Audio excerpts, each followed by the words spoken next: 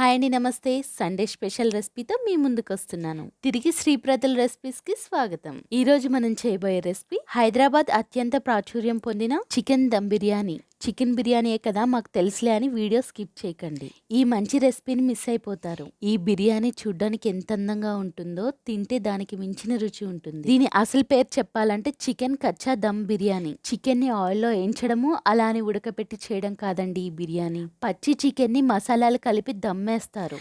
దానివల్ల మసాలాల ఫ్లేవరు మరియు చికెన్ జ్యూసీగా అవుతుంది. అసలైన హైదరాబాద్ బిర్యానీ అంటే ఈ బిర్యానీనే. ఈ బిర్యానీ రైస్ ఒకదానికొకటి అంటుకోకుండా పూల పూలలా వస్తుంది. అలా అని సరిగా ఉడకలేదనుకుంటారేమో.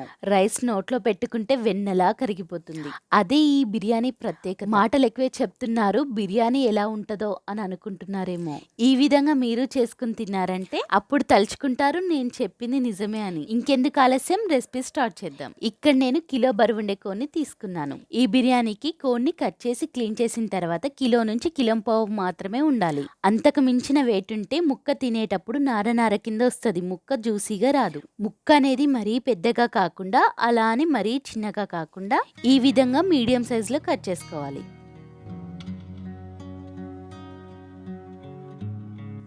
ఇప్పుడు శుభ్రంగా కడుక్కున్నటువంటి చికెన్ ని మసాలాలు వేసి కలిపి పెట్టుకుందాం.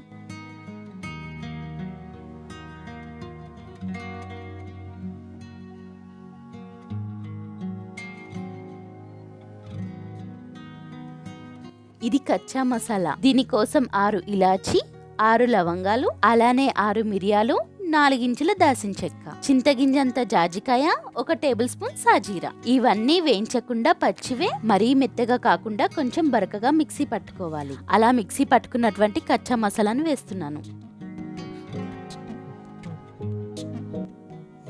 అలానే 2 టేబుల్ స్పూన్ సాల్ట్ వేస్తున్నాను.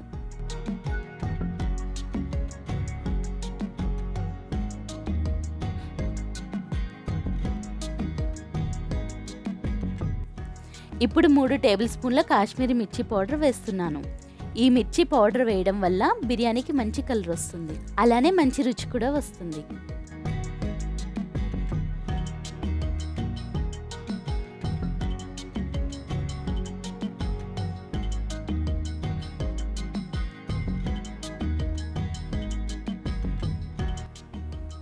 ఇప్పుడు మనం వేసిన మసాలాలన్నీ ముక్కలకి పట్టేలా కలుపుకుందాం.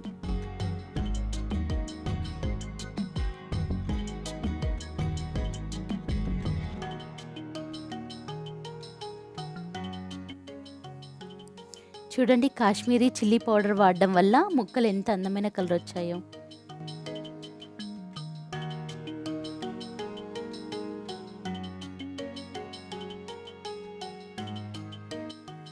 రెండు టేబుల్ స్పూన్ల అల్లం వెల్లుల్లి పేస్ట్ వేస్తున్నాను.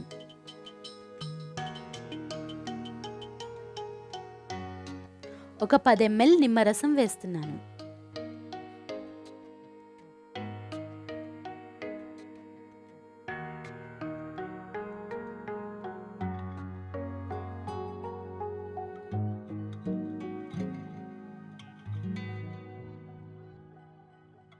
ఆనియన్ వేయించుకున్నటువంటి ఆయిల్ ఏదైతే ఉందో అది 10 ml వేస్తున్నాను. ఈ ఆనియన్స్ వేయించిన ఆయిల్ వేయడం వల్ల బిర్యానీకి మంచి ఫ్లేవర్ వస్తుంది. ఇలా కలిపినటువంటి చికెన్ని 2 గంటల పాటు ఫ్రిడ్జ్లో పెట్టుకుందాం. 2 గంటల తర్వాత ఫ్రిడ్జ్లోంచి చికెన్ బయటకు తీసి ముందుగా వేయించి పెట్టుకున్నటువంటి ఫ్రైడ్ ఆనియన్స్ని వేస్తున్నాను. వీటికి గాను 2 పెద్ద సైజు ఉల్లిపాయలు కట్ చేసి వేయించుకున్నాను. 5 పచ్చిమిర్చిని చీరుకుల్లా కోసి వేస్తున్నాను. గుప్పెడు పుదీనాని చిన్నగా కట్ చేసి వేస్తున్నాను.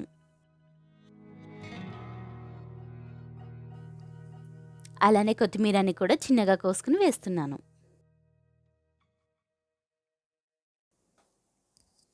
400 గ్రాముల పెరుగుని గడ్డలు లేకుండా మెత్తగా మెదుపుకుని వేస్తున్నాను. ఇప్పుడు మళ్ళీ 1 table spoon Kashmiri chilli powder వేస్తున్నాను. ఇది కలర్ ఉంటుంది కానీ కారం ఎక్కువగా ఉండదు. ఇప్పుడు 1 టేబుల్ స్పూన్ సాల్ట్ వేస్తున్నాను. మీరు అనుకోవచ్చు, ఇందక్కడ వేశారు కదా మళ్ళీ వేస్తున్నారేంటని. ముందుగా వేసినవి ముక్కలకి పడతాయి, ఇప్పుడు వేసేవి గ్రేవీ కోసం. ఇవన్నీ ఇప్పుడు మంచిగా కలుపుకుందాం.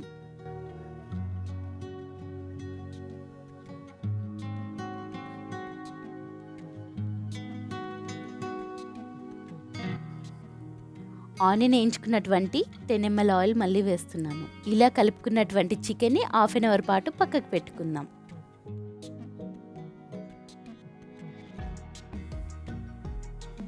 అరగంట తర్వాత బిర్యానీ వేసుకునే గిన్నెలో ఈ విధంగా ముక్కలన్నీ ఒకదాని మీదకి ఒకటి రాకుండా ముక్కలన్నీ సరి చేసుకోవాలి. ముక్కలు సర్దిన తర్వాత ఉన్న గ్రేవీని ముక్కల పైన వేసేసుకోవాలి. స్టవ్ ఆన్ చేసి గిన్నె పెట్టుకుని 3.5 లీటర్ల వాటర్ పోసి ఈ విధంగా మరిగించుకోవాలి. మరుగుతున్నటువంటి నీళ్ళల్లో ఒక హాఫ్ అన్ అవర్ ముందుగా నానబెట్టుకున్నటువంటి బిర్యానీ ఆకులు, పువ్వు, దాల్చిన చెక్క, లవంగాలు, స్టార్ ఫ్లవర్, ఇలాచి, ఒక పిడికెడు ఉప్పు వేస్తున్నాను. కొద్దిసేపు మరిగిన తర్వాత వాటర్ని రుచి చూస్తే ఉప్పుగా ఉండాలి.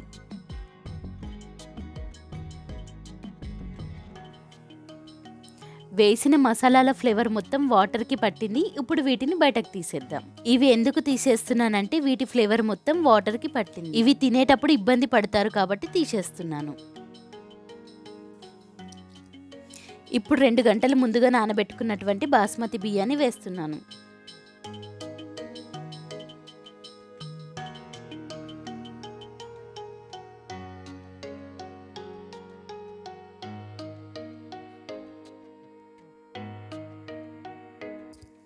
ముక్కలుగా కట్ చేసుకున్నటువంటి పాండల్ లీవ్స్ని వేస్తున్నాను.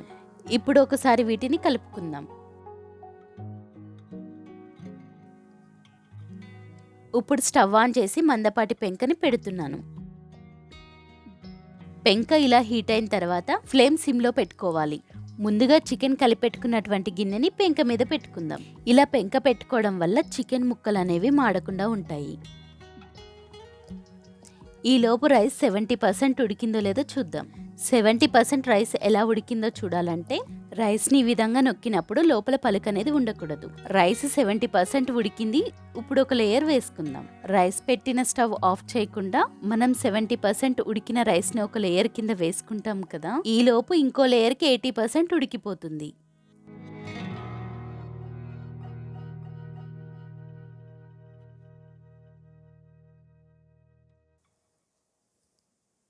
ఇప్పుడు ఇంకొక లేయర్ కూడా వేసుకుందాం. రైస్ పెట్టిన స్టవ్ ఆఫ్ చేసేసి మిగిలిన రైస్ మొత్తం ఈ విధంగా వేస్తున్నాను.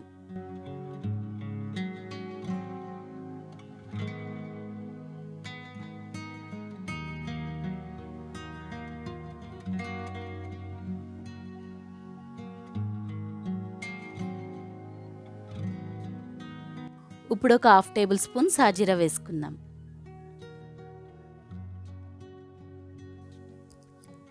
ముందుగా ఒక కప్పు పాలలో కుంకుమ పువ్వు నానబెట్టాను. అది ఇప్పుడు వేస్తున్నాను. ఇది వేయడం వల్ల బిర్యానీకి మంచి న్యాచురల్ కలర్ వస్తుంది.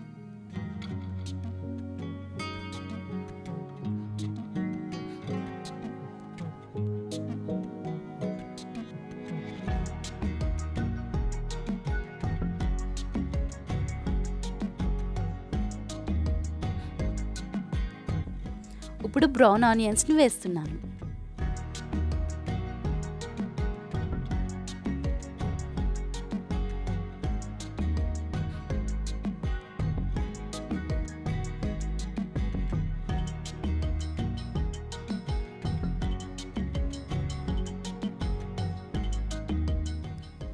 కొంచెం పుదీనా, అలానే కొంచెం అంత కొత్తిమీర కూడా వేస్తున్నాను.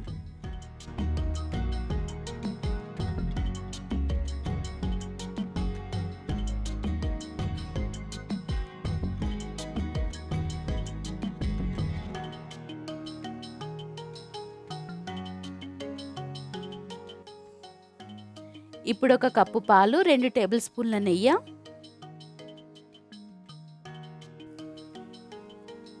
ఇందాక రైస్ ఉడికించుకున్నటువంటి 250 ml వాటర్ వేసి కలుపుతున్నాను.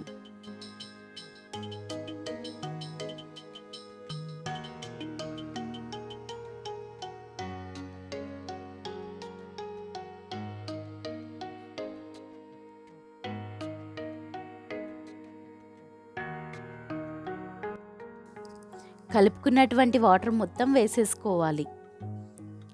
ఈ వాటర్ వేయడం వల్లే లోపలున్న చికెన్ మంచిగా ఉడుకుతుంది.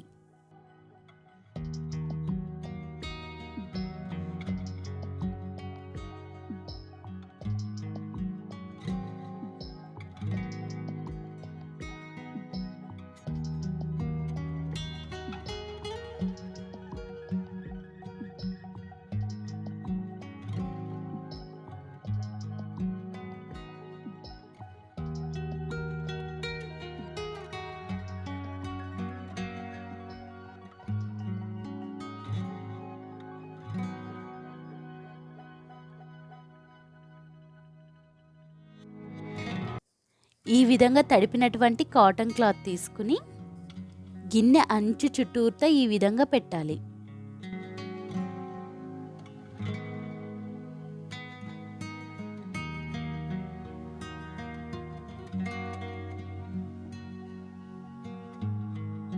ఇప్పుడు మూత క్లోజ్ చేసుకుని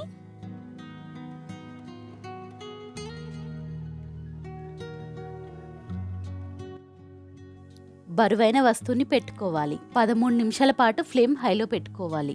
13 నిమిషాల తర్వాత ఈ విధంగా పొగలొస్తున్నాయి. ఇప్పుడు ఫ్లేమ్ మీడియంలో పెట్టి 7 నిమిషాల పాటు ఉడకనివ్వాలి. 7 నిమిషాల తర్వాత స్టవ్ సిమ్లో పెట్టి 10 నిమిషాల పాటు ఉండనివ్వాలి. ఇప్పుడు మొత్తం 30 నిమిషాలు అయిపోయింది. స్టవ్ ఆఫ్ చేసుకుందాం. స్టవ్ ఆఫ్ చేసుకున్న తర్వాత 25 నిమిషాల పాటు ఇలానే ఉంచుకోవాలి. ఇప్పుడు అడుగున వాటర్ గానీ ఉన్నాయేమో చెక్ చేసుకుందాం.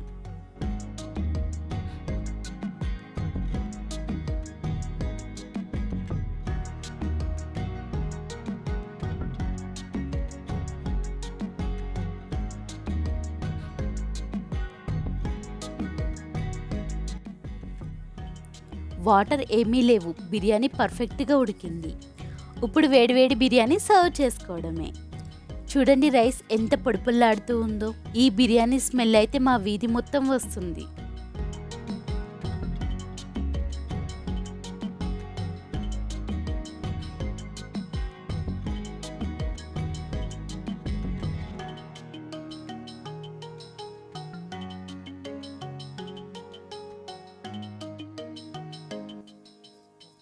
చూడండి పీస్ అంటుకోకుండా ఎంత పర్ఫెక్ట్గా ఉడికిందో.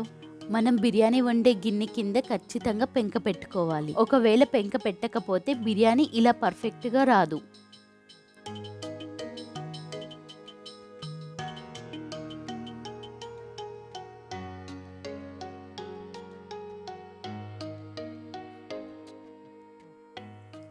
రైస్ చేతికి కూడా అంటుకోవట్లేదు. ఎంత పొడిపుల్లాడుతుందో.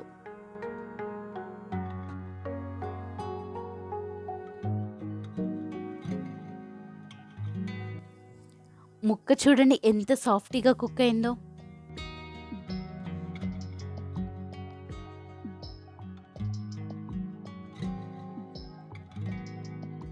పీస్ నేను తీసేటప్పుడు ఎంత జ్యూసీగా వస్తుందో.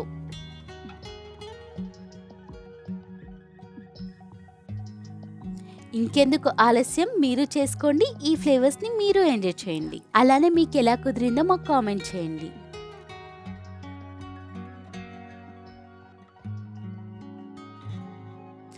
లైక్ చేయండి, షేర్ చేయండి. ఇలాంటి మరిన్ని వీడియోస్ కోసం మా ఛానల్ని సబ్స్క్రైబ్ చేసుకోండి. తిరిగి నెక్స్ట్ వీడియోలో కలుసుకుందాం. అంతవరకు సెలవు.